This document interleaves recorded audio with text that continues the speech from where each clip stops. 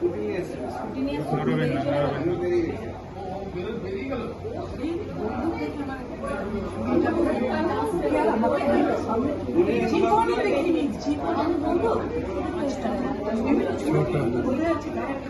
আরো ঢুকবে, আরো ছিল।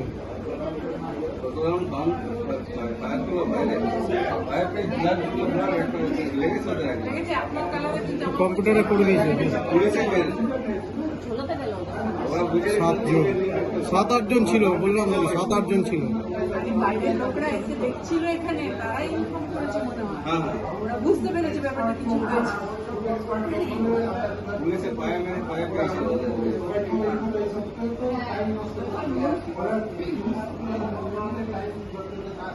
এখানে ঢোকার পরে প্র্যাকটিস করে ব্যাগ